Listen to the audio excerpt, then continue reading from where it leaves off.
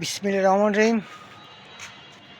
সুপ্রিয় দর্শক, আসসালামু আলাইকুম। তো বেশ কিছুদিন যাবত একটু ভাবতেছিলাম, মানে বাংলাদেশের সবাই বলতেছে দেশটা কোন দিকে যাচ্ছে, দেশের রাজনীতি কোন দিকে যাচ্ছে, এ নিয়ে ভাবতেছি। এখন অনেকে বলতে পারে যে আপনি ভাই ভাবতেছেন আপনি কোন হরিদাস পাল। ভাই, আমি এই দেশের একজন নাগরিক। আমি জানি আমার কথা হয়তো বেশিরভাগই শুনবে না, কারণ আমি দেখতে তো সুন্দর না, এক নাম্বার। নাম্বার দুই, আমি দেখতে কালো। নাম্বার তিন, আমি কোনো স্টার নই।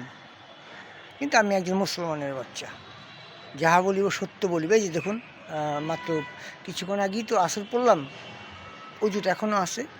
এই যে পাক কোরআন হাতে নিয়ে দাঁড়িয়েছি, পাক কোরআন শরীফ হাতে নিয়ে দাঁড়িয়ে কোরআন শরীফ বুকে নিয়ে কথা বলতেছি। যা বলিব সত্য বলিব আল্লাহর নামে।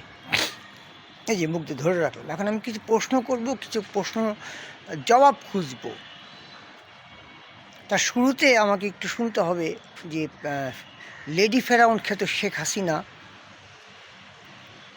কিছু কথা বলেছিল, সে কথাগুলোকে শুনতে চাই আবার নতুন করে, কারণ ওটা না শুনলে আসলে শুরুটা কি বলা যায়, মজা হয় না আর কি। একটু শুনি ওনার কথাটা, তারপর কথা বলি। India is a great friend of Bangladesh. 1971, they supported us, and also 75, they gave shelter. ভারতকে যে দিয়েছি সেটা ভারত সারা জীবন মনে রাখবে। আপনাদের এই দান কোনোদিন আমরা শোধ করতে পারব। India is a great friend of Bangladesh. 1971, they supported us, and also 75, they gave shelter. ভারতকে যে দিয়েছি সেটা ভারত সারা জীবন মনে রাখবে। বাংলাদেশের সকল রাজনৈতিক নেতা নেত্রী, সাধারণ মানুষ, সকলের কাছে আমার প্রশ্ন, এই যে শেখ হাসিনা কথাগুলো বলল, ভারতকে অনেক দিয়েছি, তো ম্যাডাম আপনি কার বাপের মাল দিচ্ছেন? আপনার বাপের মাল? আমি খারাপ ল্যাঙ্গুয়েজ বা স্ল্যাগ ওয়ার্ড ইউজ করতে চাই না, বাট কারটা দিচ্ছেন আপনি? ভারত আমাদের বন্ধু কীভাবে? আমি তো কোনো রাস্তা খুঁজে পাই না। তো 5ই আগস্ট যে আপনার মানে কাপড় অর্ধেক তুলে যে দৌড়ে পালানোর পর, শেখ হাসিনা আর কি, লেডি ফেরাউন উনি পালিয়ে যাওয়ার পর প্রথম একটা মাস সব রাজনৈতিক দলেরই মানে অভিনয়টা ভালোই দেখা গেছে। আর জাতীয় পার্টি ছিল গর্তের ভেতর। সেই জাতীয় পার্টি এখন 1 বছরের ভেতরে গর্ত থেকে বেরিয়ে আসছে।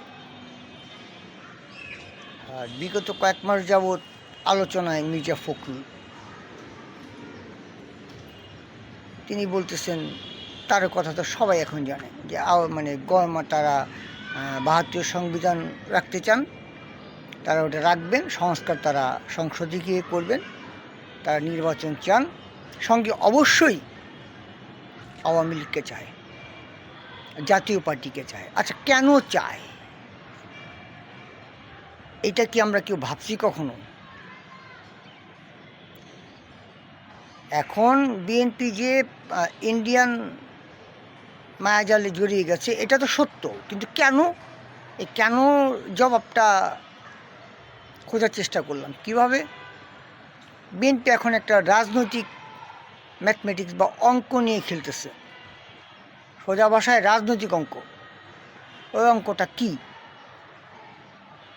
তা আমি একটা বই পড়েছিলাম, কোন এক পণ্ডিত লিখেছিলেন যে কারো সম্পর্কে তুমি ধারণা করতে চাও বা ভাবনা চিন্তা করে একটা ফলাফলে আসতে চাও, সেক্ষেত্রে তুমি চোখ বন্ধ করে ওই ক্যারেক্টারটা ভেতর ঢোকার চেষ্টা করো, ওই ক্যারেক্টারটার ভিতরে ঢুকে তুমি ওর জায়গা থেকে ভাবো। আমি ঠিক ওই প্রসেসটাই অ্যাপ্লাই করলাম। বিএনপি শীর্ষ মহলের নেতৃবৃন্দ, মানে নীতি নির্ধারক মহলের নেতৃবৃন্দ যারা, আমি হলে আমি কি ভাবতাম, অনেক দিন যাবৎ ভাবলাম। ভাবার পর এই অঙ্কটা মাথায় আসলো, বিএনপির এই অঙ্কটা। সেই অঙ্কটাই আপনাদেরকে আজকে আমি শেয়ার করতে চাই। তার আগে অবশ্যই একটু আমাদের মির্জা ফখরুল ভাইয়ের বিখ্যাত কথাগুলো একটু শুনি। হ্যাঁ, রাগ করবেন না, শুনি।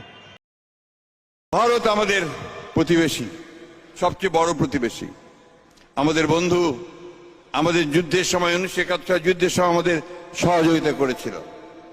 আমরা ভারতের কাছে সবসময় প্রত্যাশা করি যে ভারত বাংলাদেশের মানুষের পাশে দাঁড়াবে।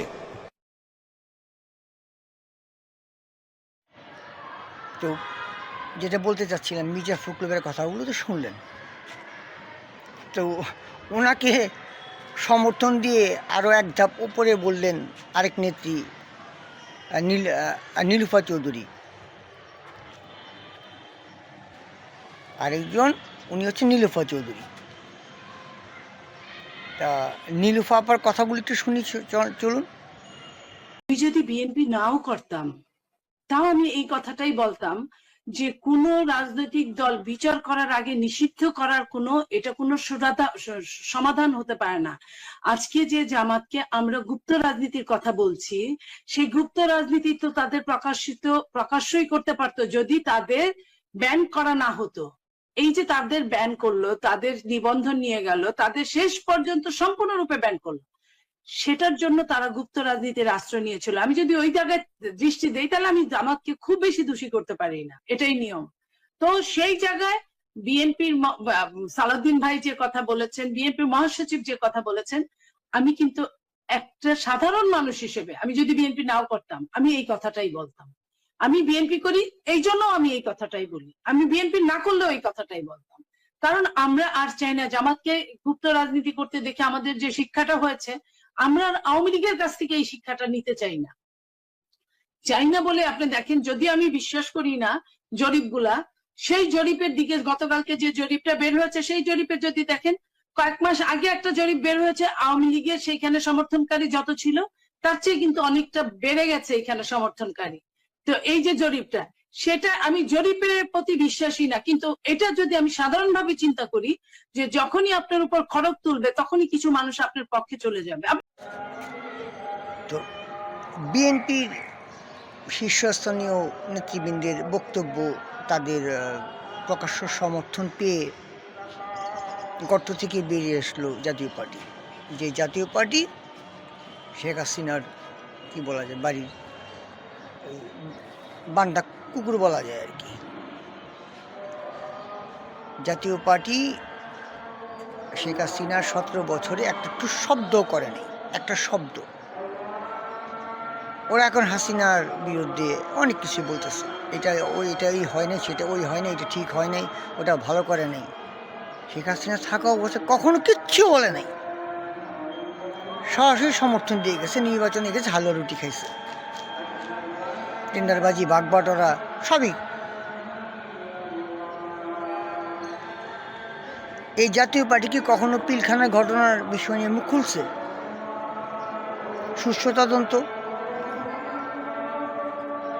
পিলখানার ঘটনা বা এটার পরে হেফাজতের ঘটনা, শাপলা চত্বরের রাতে আমি স্পটে ছিলাম, আমি পেশার সাংবাদিক, আমি সেদিন দেখছি।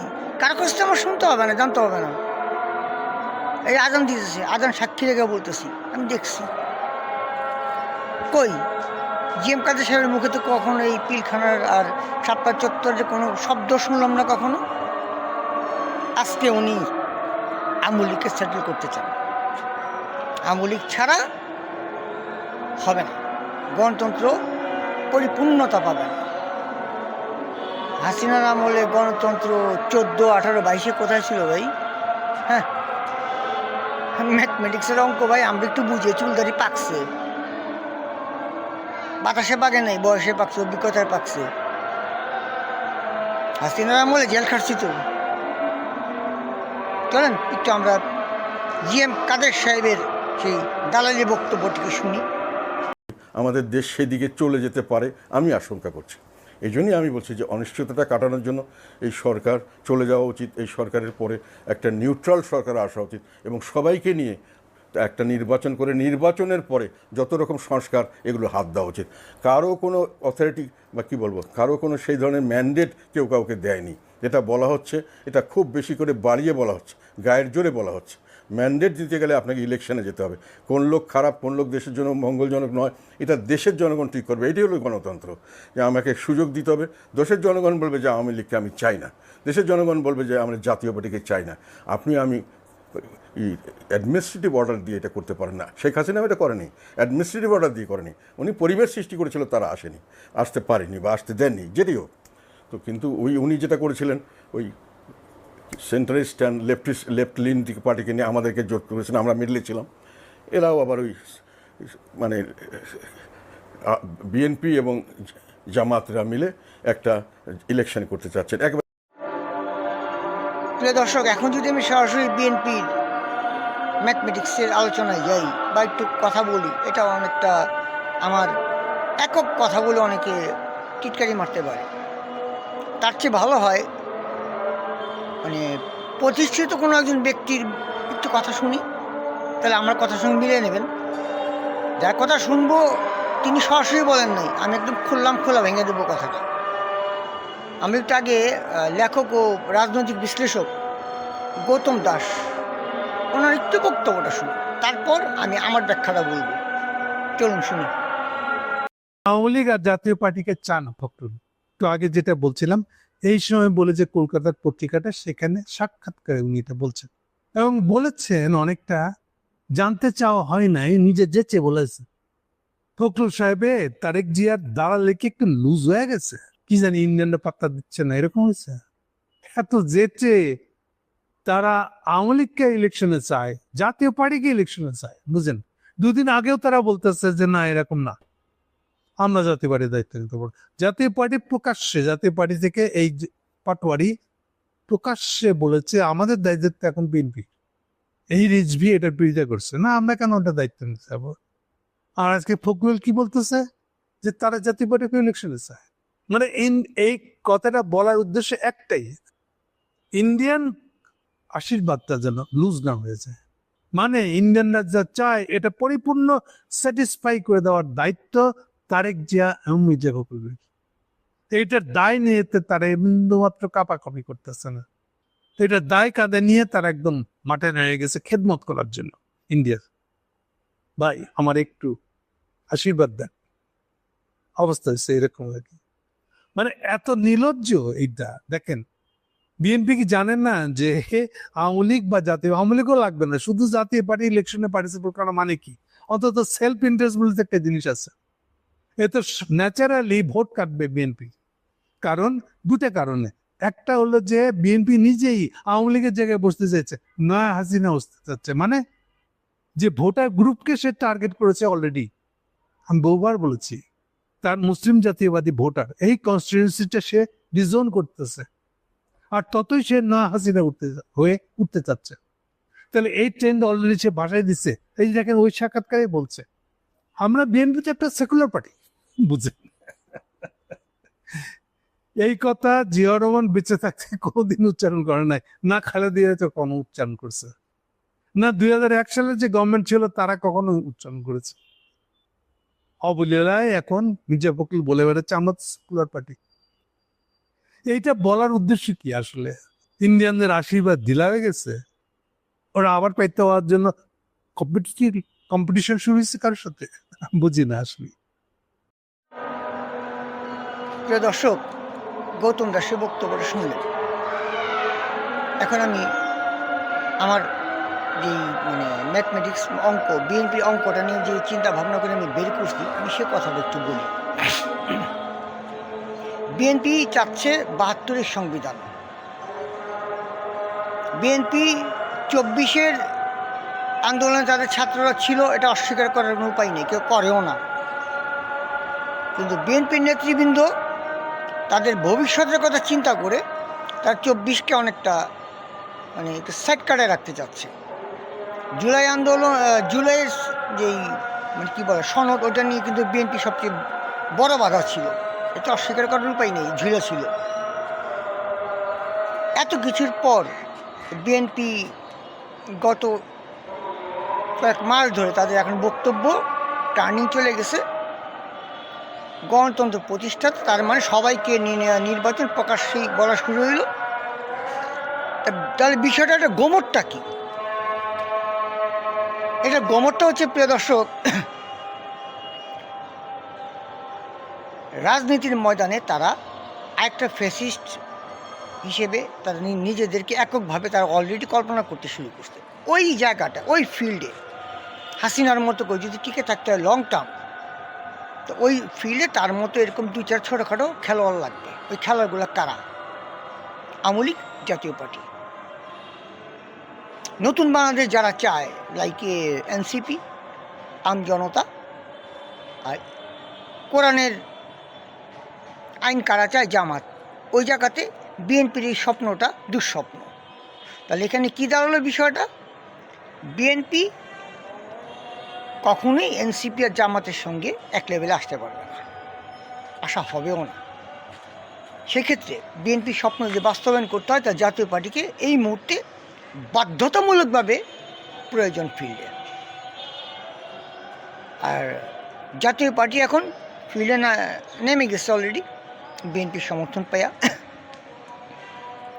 আর জাতীয় পার্টির নেতারা অলরেডি ঘোষণা দিয়ে দিছে তারা আওয়ামী লীগের ফ্রেশ ক্যান্ডিডেটদেরকে নমিনেশন দেবে। বিএনপি তো আগেই দিছে, বিএনপি তো বলছি, যারা তারেক জিয়াকে আর জিয়াউর রহমানকে, বেগম জিয়াকে সালাম দিয়ে যারা বিএনপিতে নাম লেখাবে, তাদের জন্য তাদের দরজা খোলা। আওয়ামী লীগের এই লোকগুলা বিএনপিতে ঢুকে বা জাতীয় পার্টিতে ঢুকে তারা কি করবে? তারা তাদের পুরনো ওয়ার্ক আবার নতুন করে শুরু করবে। আওয়ামী লীগ প্রতিষ্ঠা করো, আবার সে আগেকার তরিকা। আচ্ছা, এই ক্ষেত্রে নির্বাচনে নেক্সট এই 26 ফেব্রুয়ারির যদি নির্বাচন ইনশাল্লাহ যদি ঠিক মতো হয়, সেখানে বিএনপির অঙ্কটা কি? বিএনপির অঙ্কটা খুব পরিষ্কার। যেসব সিটে আওয়ামী লীগের শক্তি প্রচণ্ড, বিএনপি ওখানে দুর্বল, ওই জায়গাগুলোতে আওয়ামী লীগের ওইসব প্রার্থীদেরকে নাঙ্গলের ব্যানারে নামায় দেবে। বিএনপি পেছন থেকে, পর্দার পেছন থেকে সাপোর্ট দেবে। তাহলে বিএনপি তো নির্বাচনে একটা বড় একটা অংশ টেনে নেবেই, সংসদের সিট। তার সঙ্গে জাতীয় পার্টি ভবিষ্যতে আওয়ামী লীগকে টাইনা মাঠে নিয়ে আসবে, সাধারণ ক্ষমা বা নির্বাহী আদেশে তাদেরকে রাজনীতি করার অনুমতি দিয়ে দেবে। আর জাতীয় পার্টি তো রইলই। আর ক্ষমতা থাকা অবস্থায় প্রধান কাজ হয়ে দাঁড়াবে এনসিপি আর জামাতকে মাটির সাথে মিশিয়ে দাও, অর্থাৎ সাধারণ মানুষের স্বপ্নকে মাটি মানে কবর দাও। জাতীয় পার্টি এবারের নির্বাচনে যদি সাকসেস হতে পারে, বিএনপি যে থিওরিটা নিয়ে আগাচ্ছে, তাতে জাতীয় পার্টির লাভ হচ্ছে, জাতীয় পার্টি মাটির সাথে মিশে গেল না, তাদের নামটা থাকলো আগের মতোই। আওয়ামী লীগের বদলে বিএনপির লেজুরি বৃত্তি আর বিএনপির ওই দরজা পাহারা দিয়া খায়া পুরা যতদিন বাঁচতে পারে, যা কামাইতে পারলো, আগে যেরকম যে চরিত্র ছিল ওইটা বহাল রাখলো। আর ওইদিকে আওয়ামী লীগের লাভ হলো যে তারা নতুন করে আবার রাজনীতিতে নাম লেখাতে পারলো, বাংলার মাটিতে তারা দাঁড়াতে পারলো। তাহলে বিএনপির লাভটা কি? বিএনপির লাভ হইল এককভাবে সে লং টার্ম থাকবে, এটা হচ্ছে মূল পরিকল্পনা। লম্বা সময় থাকবে, সেই লম্বা সময় থাকতে গেলে তার দুইটা হ্যান্ডস দরকার, একটা জাতীয় পার্টি, একটা আওয়ামী লীগ। দুইটাকে সে নিয়ন্ত্রণে রাখবে। যখন দরকার চার থাপড় দিব, মানে জেলে ঢুকাইব, আবার মাথায় হাত বুলে জামিন দিয়ে আবার বাইরে আনবে, নিজের নিয়ন্ত্রণ। আওয়ামী লীগ মানে যে তরিকে খেলছিল, কারণ 17 বছর তো বিএনপি শিখছে তো আওয়ামী লীগের কাছ থেকে। এখন যেহেতু ফিল্ডে তারা কেউ নাই, ফিল্ডে এখন বিএনপি একা, সে কারণেই বিএনপি এই ধরনের দৃষ্টতামূলক স্বপ্ন দেখতে আসলে সাহস পেয়েছে। কিন্তু বাস্তবতাটা কি? বাস্তবতা কি এত সহজ না। নির্বাচন হলেই বিএনপি টের পাবে বাস্তবতা আসলে কি। ফের নির্বাচন, ভাই নির্বাচন দিয়া দেখেন, কোরআন শরীফ হাতে ছুঁয়ে বললাম, কয়জন আপনার ভোট দেয় টের পাইবেন। কারণ এখন বলতেই তো ভয় না, আমার দেশ, আমি বাংলাদেশের নাগরিক, আমি বাংলাদেশের দালাল, আমি কোনো দলের দালাল না। ভারতীয় যারা দালালি করে আমি তাদেরকে ঘৃণা করি, সোজা কথা। যে পাকিস্তানের দালালি করে আমি তাকে ঘৃণা করি, সহজ ভাষা। আমার দেশ নিয়ে খেলবেন আপনারা আপনাদের রাজনৈতিক অভিলাষ প্রতিষ্ঠা করার জন্য, আর ওটার জন্য আমি আমার ভাই তোমার ভাই, অমুক ভাই তমুক ভাই, না ভাই, আপনি বুঝেন, আমি বুঝি না। রাজনীতি খেলে আপনারাই বুঝেন, নাকি ওই ব্যস্ত ডুমিন ফানানোর মতো কি ও কিনে ফকিনি দিয়ে হাতে রাজনীতি চলে গেছে। বাপটা এরকম, রাজনীতি ওনার বাপদাদার সম্পত্তি, তাই না? আমরা ওনাদের বাড়ি চাকর দাস, সেই আদিম যুগের মতো আমরা হচ্ছি মানে 90 যুগের 90 স্টাইলের দাস। ওইসব আর চলে না। এই স্বপ্ন দেখেন না, এই স্বপ্ন ভুলে যান। বিএনপির এই অঙ্কটা সাধারণ মানুষের অনুরোধ করবে মাথায় নেওয়ার চেষ্টা করেন। আওয়ামী লীগের আমলে যা হয়েছে ও তো হয়েছেই। মুসলমানদের সবচেয়ে বড় ক্ষতি যা করার হাসিনার বাপটা করছে। আমরা আরেকটা নতুন কোন ফ্যাসিস্ট আমরা চাচ্ছি না। এখন বলবে যে গণতন্ত্র ডেমোক্রেসির আন্ডারে তো খাবার অধিকার আছে। এখন ভাই, আমার সঙ্গে আমার এক বন্ধুর করোনা হয়েছে, সে করোনা যুক্ত সে বন্ধুটাকে নিয়ে আমি আপনার বাসায় বেড়াতে আসলাম লং টাইমের জন্য। আপনি আমাকে আশ্রয় দেবেন? দিবেন না তো। কেন দিবেন না? কারণ করোনার ভয় আছে। ওই লোকটার কাছ থেকে করোনা অ্যাক্ট করার সম্ভাবনা আছে, ছড়ায় পড়বে। তা আওয়ামী লীগ হচ্ছে আমাদের জন্য ক্যান্সার বা করোনা। কি করে আশা করেন হাসিনার বাপের 3.5 বছর, হাসিনার এই 17 বছর, 2 আর 5, 2 আর 15, এই যা কিছু দেখছি, এই চুলদারি পাকাইছি হাসিনার আমলটায়, কোন অধিকারে কিসের ভিত্তিতে এরা বলে আওয়ামী লীগের রাজনীতি করতে দিতে হবে? এই দেশের মাটির সঙ্গে এরা বেইমানি করছে। এরা ভারতীয় ব্রোকার, ইন্ডিয়ান এজেন্সি, তারা কোনো রাজনৈতিক দল না। তাদের হয়ে কথা বলে মির্জা ফখরুল, তাদের হয়ে কথা বলে আমাদের নীলু পাপা। আর জিএম কাদের এতে এত চরিত্র কি হয়? তো কোনো চরিত্রই নেই। চরিত্র মানে চরিত্র বলতে কোনো রাজনৈতিক চরিত্র আছে? যাক দর্শক, সন্ধ্যা হয়ে গেছে, মাগরিবের নামাজ পড়বো। আপনাদের কাছে অনুরোধ, বিএনপির এই ম্যাথমেটিক্স অঙ্ক, বিএনপি রাজনৈতিক অঙ্কটা মাথায় নিয়ে নেন আপনারা। ধন্যবাদ। আসসালামু আলাইকুম।